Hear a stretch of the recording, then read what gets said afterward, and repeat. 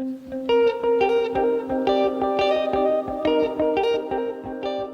it going, guys? Welcome to Equity Podcast. I'm your host, Berek, co-host, Whey. We're here bringing you episode 14. Let's go. All right, guys. So for the lineup today, in the warm-up, we're going to talk about sports training versus training for health and fitness.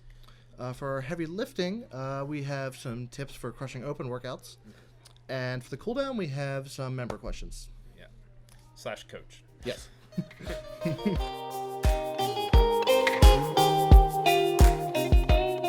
Warm up today, we're talking sports training versus training for health and fitness. And this came up a few times this week, actually. And so we're going to talk to this in the capacity of CrossFit. Yep. So a lot of people see these games athletes training, right? They're doing all these crazy things. They're doing all this stuff. And they're like, oh, man, I that's what I need to be doing. Yep. And no, you don't, right? We're doing two very different things. Yep. Those guys are training for a specific sport, like the sport of CrossFit. And that is very different than CrossFit as a training methodology. Yeah. Right? Very, very different things. When we're training for health and fitness, we're looking for longevity. When you're training for a sport, it's going to be a little bit more not short-sighted, but like you're trying to be the best you possibly can. You're trying to gain as much fitness as you can right now. So it's much different. Yep. Like think about if I'm training to be a professional football player versus training to play flag football, right? It's two completely different things. They might be related, but different. Yep. And I think one of the big things that people don't understand is periodization. And so those athletes are trying to peak during a very specific time frame. Yep. Right? So what they're going to do is they're going to, right after the games, they're going to focus more on like gaining strength and just recovering. Yep. Right? Just like they just put so much work in, so much volume, they're going to need their body needs to reset and recover. And then they're going to start working on some strength and then power, and then they'll start building that conditioning piece up, and then, looking to peak at that CrossFit Games. Yep. Whereas for us, I just want to be able to live my life. I want to be able to, take Elle out for a walk in the woods, right? I want to be able to go skiing with a bunch of friends. Yep. Right? I want to be able to do those things. I want to be able to go play ultimate frisbee when it gets nice out. So I want to be able to walk up the stairs without breathing heavy. Like those are the type of things I want to do. So like I don't have to try and be fit all the time. I can, we're just trying to look for that general fitness and just be generally fit and healthy all the time. Whereas I don't need to really have a super specific, hey, I need to do this, then this, and this, and this, to peak at a particular time. It's fitness versus fittest. Right. And there's that's a great way to put it. More in the first category. Yeah, that's a really great way to put it. And like I said, there are different goals. So now that being said, you could have a specific goal. Like, hey, I really want a strict pull-up. Well, then you need to put some focus time into that. But that doesn't mean like all of your training is going to be centered around that. Yeah. So, when basically, like, to wrap this up really quick, is like when you're thinking about your training, don't think, it also depends on what you're like. If you want to compete, that's good. And, you want to try and train for a specific competition.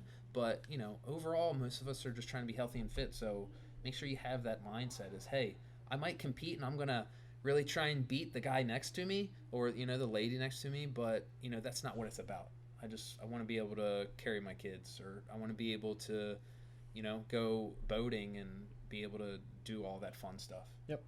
And then before we finish this, one other thing, like when we caution against that volume of training is those people have the luxury of putting all the other time when they're not training into recovery. And Absolutely. Us normal people don't have the time to do that. Yeah. And that's a good part of what, like, I cannot talk today. That, like, recovery is probably the second most important thing in that kind of situation. Yeah. their whole day is centered around training and preparing to train. Yep. When they're not training, they're eating, like eating to recover and recovering, right? Yep. Getting body work done and doing everything. And when you do that volume, also they build up to that volume. Yep. Right? They don't just, oh, I'm a games athlete now. No, you need to build up to that. Just like for us, we start with 3 days a week. Mm-hmm. And then, if that starts feeling good and we do it, we can up that to, 4 days and then 5 days. Yep. And then, or you go to that 3-1 split, a bunch of different ways to do it. Yep. Cool. So next, our sponsor, we really, really like to say thank you to Rogue Fitness. They really help us out. If you ever need any kind of fitness equipment or anything, they just do awesome stuff. Most of our stuff comes from Rogue. We have an affiliate link, so if you ever need something, just shoot us an email and I'll send you a link, and it really helps us out.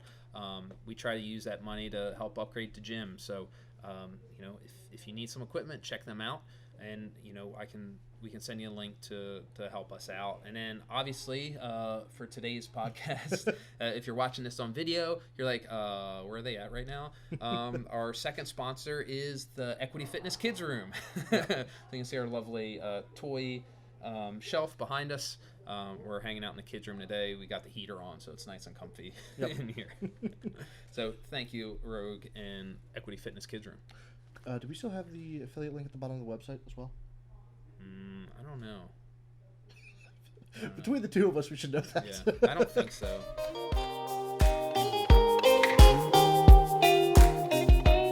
All right, guys. So for today's heavy lifting, we're going to talk about tips for crushing your open workouts this year.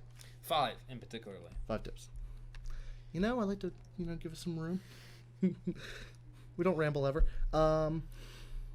So the first tip is work on your pacing and your splits.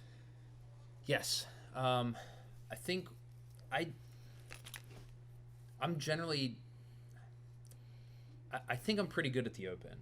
And the reason that I think I'm relatively successful at the open is because this is something that I like doing and that I'm relatively good at, and that's pacing and splits. So what I mean by that is it is so easy, especially in a competition atmosphere, which that can happen with the open, and it is a competition, is you just get so amped up and you have so much adrenaline, you just hit that gate out hard and then you crash hard. Being able to go slow off the bat will let you go faster in the end. If you go out too hot, there isn't enough rest time to recover. Yep. So like I give this example all the time. If I'm running a mile and I run that first 400 as fast as I can, how is the rest of that mile going to go? It's going to go poorly, right? Yeah. You have to. Should that first 400 be faster than your second and third 400? Probably. But it shouldn't, or at least like your acceleration, right? First, you need to accelerate. You need to get up to a certain pace. So like right out the gate, yes, you might need to accelerate a little bit, but then you need to get in and find that pace so you can hold that for an extended period of time. The other thing is the splits. Like every workout, or to keep into context your split time for each round, and knowing, hey, I need to hit this certain goal that I have in mind. I want to make sure that I'm hitting each round in 3 minutes, right? If you go out and do a minute 45, that might, yes, I have all this time saved up. Yep. But then what happens is that next round is going to be 2:45, and the round after that it's going to be 5, and then 5 again, and then there goes. Whereas if you would have paced it and hit 3 every time, you would have been at 12 minutes versus 15. Yeah. So you really want to keep that. So we want to avoid that burnout. That's the big concept. And then the other way to avoid that burnout, and this is so hard, and this right here is why I'm decent at pacing, is small sets, small rest. Yep. And that is really, really difficult. The reason it's difficult is because it is so easy when you drop off of a bar, for a Toza bar, to rest too long. Yep. Step back, chalk your hands, walk around. Yeah. Breathe, take an extra breath. An extra breath, let's say you're transitioning, you drop off the bar for a Toza bar, say say 20 times in a workout, Yep. and you take an extra second each time, that's 20 seconds.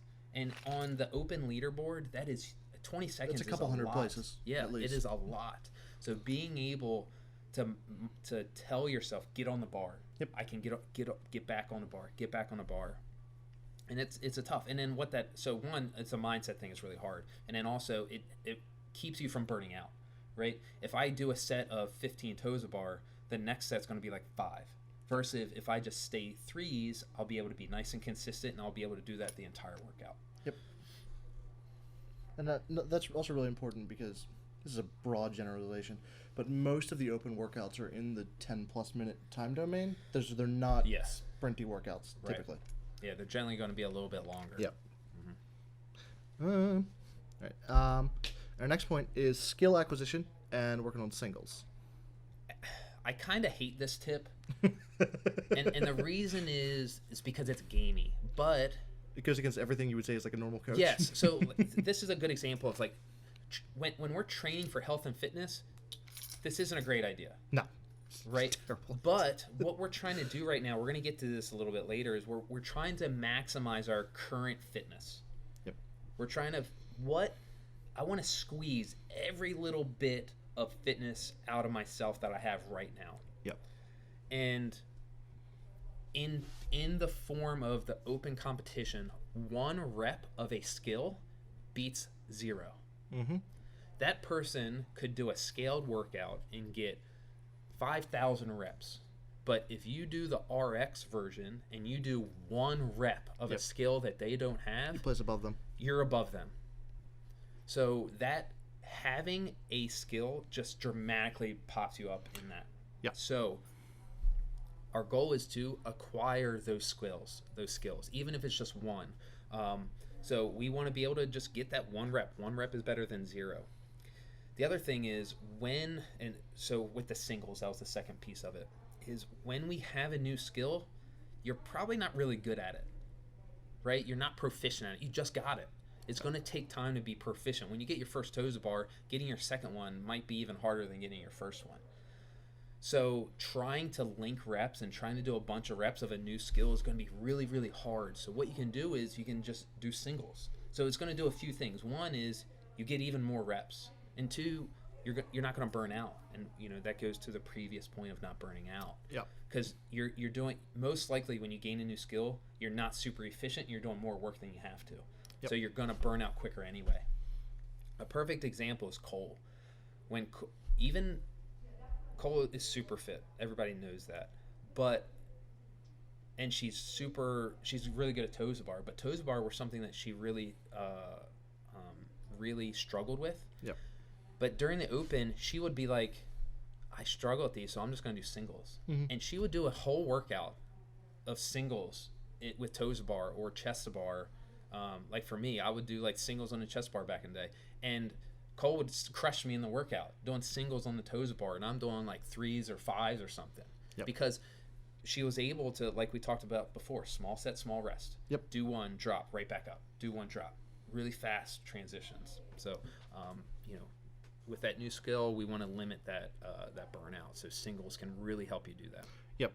And another thing to add to this, if you're starting an open workout and you're not sure about RXing it because there's a skill there that you're not quite there yet, good chance you'll get it in the open. I've seen so many people get muscle ups or toe to bar or a PR on the lift. Yeah, that adrenaline just really helps. And another thing is what we can also do. We can talk about this. This isn't about crushing the open. No. But like when you just sit there, let's say it's a 12-minute workout and it starts with toes bar, just sitting there for 12 minutes trying to get a toes bar or getting like 4 kind of sucks. Oh yeah. You know what I mean? Like, don't get me wrong, that first one is awesome, right? But then the next 3 suck. But then like that's not much of a workout. No. So what we do a lot of times is, hey, go through it, try do your best, and then maybe you go through again and then do the scaled version, or the modified version. Sorry, to get a start breathing heavy and get a little bit more of a workout in versus just like doing a bunch of attempts at a toes to bar.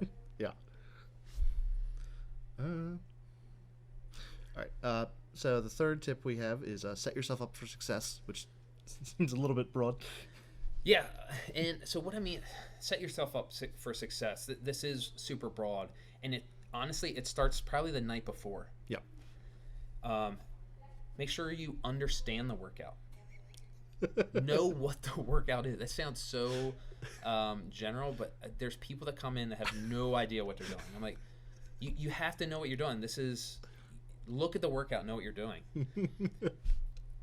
The next morning, look at it again. Start getting your plan together, right? Get your thoughts together. Know when you're going to do the workout. When you're on your way to the gym, what's going to get you in the right mind frame to attack that workout? Are you listening to Rocky on repeat or Eye of the Tiger? What are you listening to on the way there to kind of get yourself ready to go? Yeah. When you get to the gym, let's say I have like my shoulders are always stiff, make sure you spend more time on your shoulders, right? Yep. Make sure you spend more time on your hips or whatever. Warm up. So think about how much warm up it takes to run 100 meters as fast as you can. Right? To truly max out. Like think of Usain Bolt. How much warming up does he do for that 10 seconds of work? An hour at least, probably. At least. Yeah, at right? least. So think about, you want to make sure you're warm. That doesn't mean we want to, like if we don't have toes bar is really hard. We don't want to like crush that so we don't have them in the workout. Yep. But you want to make sure you're warm. You should be sweaty before you start the workout. Yep. Do you like a pre-workout? Do you like a specific bar? Do you like a specific way of a judge judging you? Do you like to know your reps all the time? All the little things. What can you do so you run your best race? Yep. How are you going to perform at your highest level? Do everything you can in order to do that. And this also isn't the time to try a new pre-workout or Right, a new warm-up routine. Yeah. Because it might throw you off. Work with, right now, the open, you're not training, you're competing. Yeah. Now, you can be competing for fun, but if your goal is just to get as best, to do your very best, let's stick with what we know right now. And then after the open, we can start messing with some stuff and try new things. I forget what interview it was from, but there's a Dan Bailey interview, and they were talking about prepping for competition. He's like, let's say something ridiculous, like I've been eating pizza every night. Like I'm going to eat pizza the night before competition because I don't want to like throw something off. Yeah, that's really, really good. And because that's what you always do. If all of a sudden you start eating spinach and whatever, all of a sudden you're going to be using the bathroom a lot, right? Because you completely changed your diet. Yeah. Now, don't be eating pizza every day. No. But yeah, we're not advocating that. Right. So set yourself up for success. Yep. The fourth tip is analyze everything. This is yeah, and I really do mean this. Everything. You can, all the stuff I just talked about, analyze that. Have a plan. And think about that plan multiple times. Yep. Right? The night before, get like a very general plan. Then in the morning, get something a little more specific. Think about like what your warm up to be, and then when you let's say you get to watch somebody do it. Again, maybe you have some new thoughts and like, oh, maybe I need to change this. Yep. Right. Almost treat it like, say you see on Wodify a workout coming up that you would be really good at, and you spend a lot of time thinking about, oh, I'm going to do this and that workout because you know that workout really well. Right. Just put that same amount of attention and care into an open workout. Yeah. Transitions. Yep. It's so easy. We talked about this with small sets, small reps. It's so easy when you're going from one movement to the other to walk a little slower, to get chalk when you don't need it, to get a drink of water. You don't need a drink of water in a 10-minute workout. You'll survive, I promise. Focus on the transitions. Be smooth, be efficient. Your technique, right? Make sure you're being efficient, right? Or do you have that early arm bend, or your elbows, could they be a little bit faster? Make sure that you're working on that technique. Make sure we're not taking too much rest, right? Yep. Analyze everything. Analyze your splits, your pacing, everything. Yep. Let's see. All right. So our fifth tip is redo the workout, but do the workout like you're not going to redo it. I love how you read that because that's not how I wrote it. And I was reading it. I'm like, man, I've really set him up for not success. I know. I set him up for failure. Well, that's why I was like, All right. So the idea, I'm not saying you have to redo the workout, but you probably should. If your goal if you is care about the leaderboard. Yeah, if you care about the leaderboard, if you care about doing your absolute best of squeezing every little bit of potential out of you, you should redo it. Yep. That being said, you cannot do the first one. You can't attempt that first attempt like you're going to redo it. Yep. Because that means you're going to half-ass it. Mm-hmm. You got to whole-ass that workout. You got to whole-ass it.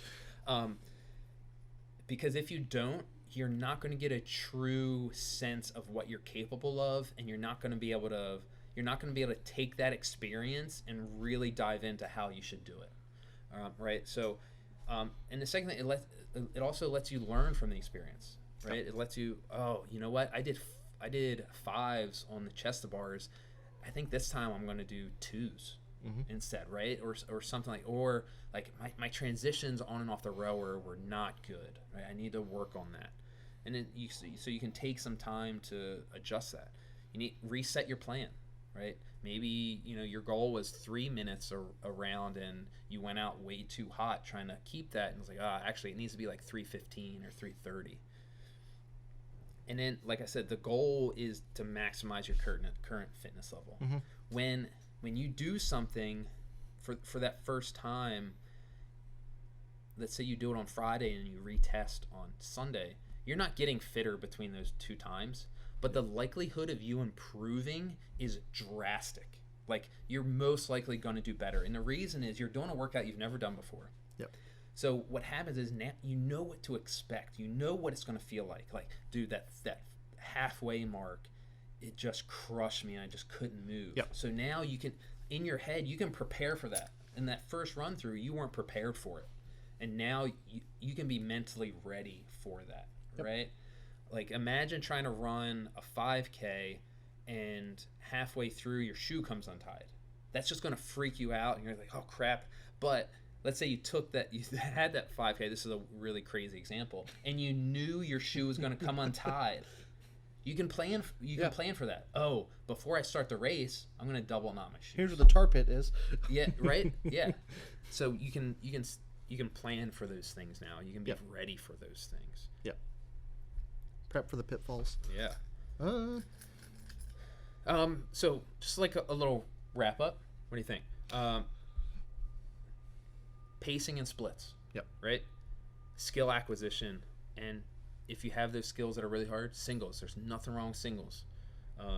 Set yourself up for success. What is going to let you attack that workout to your best ability? Yep. Analyze everything. What shorts do I prefer working out on? Look good, feel good, right? What is my favorite thing to have when I do this, right? Yep. What should I be eating? Do you prefer the crumb bumper plates versus the solid? Like, that makes a difference. It's huge. And the biggest overarching theme for this is prep work. Is look at the workout, know the workout, understand it, figure all that out, know what your warm-up's going to be. Yeah. Like, if you go into it like mentally warmed up, that makes a significant difference. Absolutely. And then the final one is redo. Redo, when you do that first one, treat it like you're not going to redo. Yep. And the final thing is, you're going to be like, I don't know all these things. That's fine. Like, we gave you the frame, and you're not going to be able to get everything. You're not going to get everything right. Yep. And that's fine. It's a process. We're going to learn. I've been adjusting my open prep for years, and I have a process that I really like, and it's changed over the years. I had a panic attack, not actually, but like the first time judging you, because I had to write down the splits. I was like, I don't know if I can do this. I'm also a hard person to judge for, not because I think I'm easy to judge. Your in terms movements, of the movements. I think I move but well. But you ask like 4 different things of the judge. I ask a lot of the judge. Yes, I am completely guilty of that. Joe, I'm going to need you to take split. I need you to write down my times for this, and this. Yeah. What? I also video all of my workouts too. Yeah. So.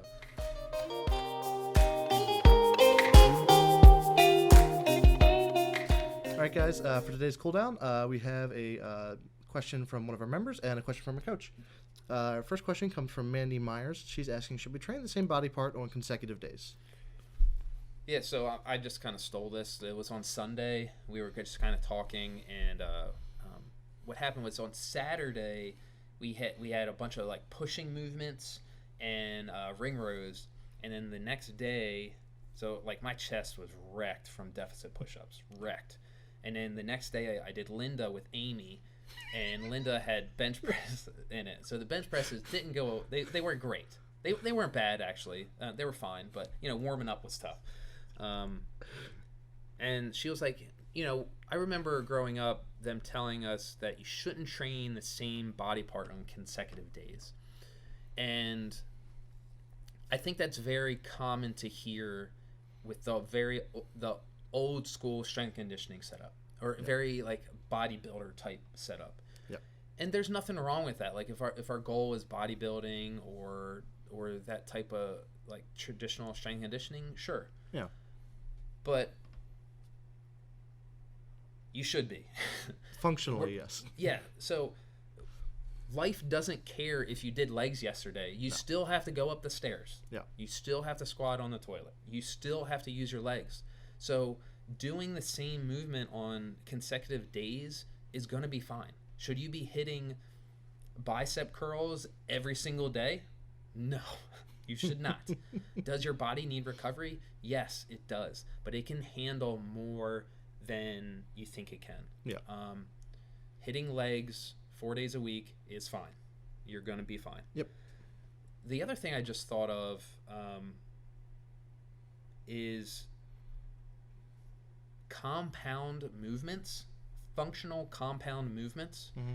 You're using multiple muscle groups. So it's hard not to, Muscles aren't meant to be used in isolation. Yeah. When we do a leg extension, that is a very uncommon use of the leg. You're only using your quad, your anterior.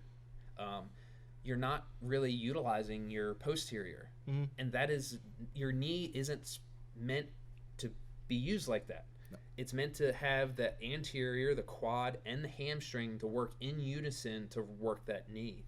So compound movements, functional movements, you're going to be using multiple muscles. So if you like it or not, you're going to be training multiple muscles on the same day, right? All because you're doing a front squat, which is anterior focused, versus a deadlift with this posterior focused. If you do them on consecutive days, you're hitting both of those groups. Yeah. Right.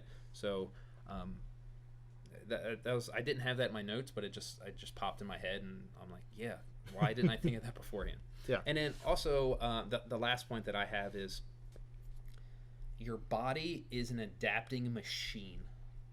When you give it the same input, it's gonna learn to be super efficient at adapting to that. And that sounds good, but it's not. No. We want to keep our body guessing, because that's how we keep growing. If your muscles can get conditioned or adapt to a movement very quickly, you stopped adapting to that movement, because now it's not growing. It's like, oh, I don't need to do anything else. I know exactly what to do. So by keeping the body guessing, it always has to keep working to make itself better. Yep. So we don't. That's why we do the constantly varied. It's not random. It's constantly varied. We don't do the same. We don't back squat every Monday. Our back squats are going to be on Mondays, and then it's going to be on Wednesday, and then it's going to be on Sunday. Right? It's going to bounce around because we want to keep the body guessing. Yep. Ooh, excuse me. That's getting cut. All right. So our second question comes from Krista. I thought this was thrown like a Joe and Berek need a question, mini question. She asked, "How do you maintain strength while injured?" Actually, I was like, we're doing the podcast today. What questions should we answer? And she's like, oh, this one. And like, obviously, I think she kind of knows the answer. Yes. But it's super helpful. So thank you, honey. I love you, and you're the best. So how do I maintain strength while injured? The first, the answer is do what you can. Yep. If you're injured, there's gonna be a negative effect because you're injured, and it's hard, but it's something that you just have to do what you can. Yep. If that is a half squat, do a half squat, right? Or if it's a shoulder, work your other shoulder. Right? Just do what you can with what you have, and that's the most you can ask for. All because, and what we hear all the time is, I can't do that workout because I'm hurt. Not, let me rephrase it. We do not hear that all the time, but it is something that happens. Like, we'll have new members come in that say, hey, I have a knee that really bothers me. I'm like, that's great. That we want you here if you're hurt, because we're gonna help you get stronger to help get past that injury. If you're hurt, that's more of a reason you should be working out, so we can avoid that injury later. If we can't do a particular movement, we're gonna find one that we can do. Right? If you can't squat, all right, we're gonna do a bunch of deadlifting, and you might get tired of deadlifting, but it's gonna help you. If you weren't doing that deadlifting, your squat would go down already because you're not squatting, but also your deadlift would go down. Everything would go down. If you do those deadlifts, your squat isn't going to go down as much, and your deadlift isn't going to go down as much. And then I think the last thing is, like, changing your expectations. It is so easy, especially somebody that is competitive, or just likes being active in general, is when they have an injury, they want to keep doing the same thing that they're always doing, and you can't. You have to change. And maybe the goal is to get back to where you can do those things all the time, but while you're hurt, while you're injured, you have to change that expectation. You're not going to be able to do all the things that you were able to do before, and so do what you can while you can, and then we'll try and get back to that highest potential that we can after that injury. And to add on to the change your expectations, our number one rule here is don't be a dick. So don't be stupid. This is speaking from experience. When I had golfer's elbow a year or two ago, I was like, fuck it, I'll just push through it. Like, within a week, got golfer's elbow on the other elbow. Right. So I was like, well, we're done. Yes, I mean, that is a really good point. Like, you know, if something starts, respect your injury. And also even I'm so glad you brought this up. This is so a good point. It's kind of getting off the main thing, but like, if you start feeling something weird, take notice of that and adjust it. I remember being asked back when we were kind of maybe 3 or 4 years into the gym, and I was training a lot. And I remember one of my old friends from CrossFit Salisbury, he's like, how do you guys train so much and not get hurt? Because I guess he had a lot of injury problems. And my answer was, like, I stay within myself. I still push myself, but I make sure to, stay within my limits, right? And the other thing is, when something hurts, I stay away from that thing. If I feel a little shoulder issue, I'm going to change that and stay away from it. Like, I might get through the workout, and if it's something that's not super serious, I'm just like, oh man, that feels weird. I'll finish the workout, but the next day I'm going to take I'm probably going to modify that workout if there's something with shoulder in it, right? I'm going to kind of adjust my training as I go along, so I'm not just constantly hammering that shoulder again and again and again, and that's when it breaks, right? Like, that little tweak, working through that and then keeping hammering it, that's how an injury, like, just gets worse. You gotta be able to dial yourself back. And one of the advantages we have, like, from doing CrossFit, your body pretty well. So most CrossFitters are going to pick things up pretty quickly, and you just need to figure out how to notice that and what to do when you pick things up like that. If you feel something weird, you're not making that up. Like, take note of it. Good stuff. I like it. Good add-on. Think that's it for us today. If you have any questions, send them to me or Berek. Like, comment, subscribe. We are on, if you're watching this on YouTube, we are on Spotify. If you're on Spotify, we're on YouTube. We're on the blog. We're on Apple Podcasts. Mostly anywhere you podcast. Obviously, you should be watching this on YouTube because you can see our awesome set and our beautiful faces.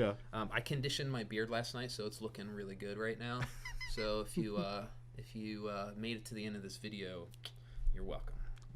Have a go, guys. Thank you.